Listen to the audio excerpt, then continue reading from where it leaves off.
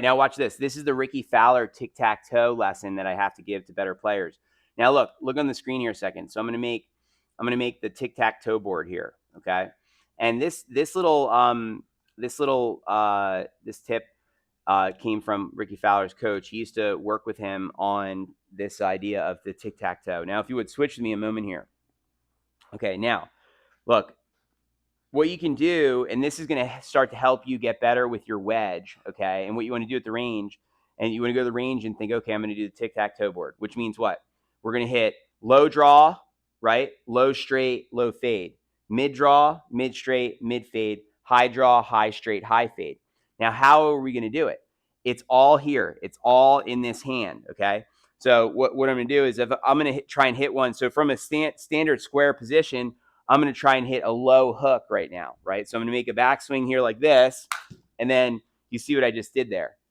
Now, how I did that was with my left hand, how I was going to, I think of it like ping pong in a way, like how in ping pong, how you like position your hand different ways.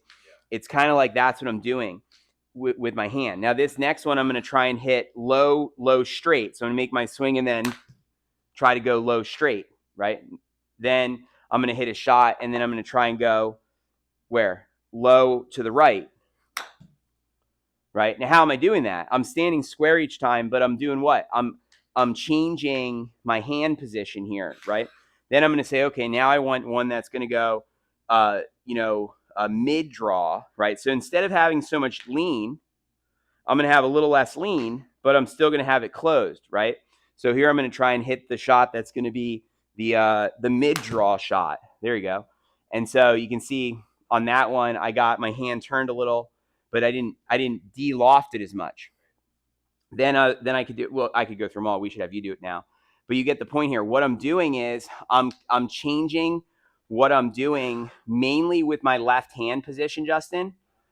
Now, the reason that I want you to start to do this, where you try to do low draw, low straight, low fade, low mid draw, mid straight, mid fade, high draw, high straight, high fade, is because in that task or that test, your hand is going to start to become aware of things it should be trying to do at different times.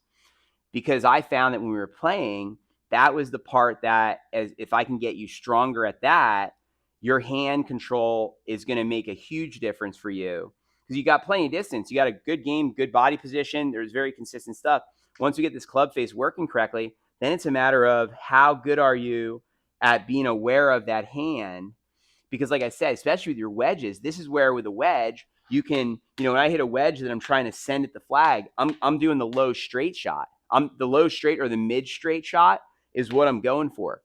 I don't usually do the low hook or the low fade that often unless I'm trying to punch out from under a tree or something. But this low straight idea is in line with what we need to avoid the balloon shot. You get my point.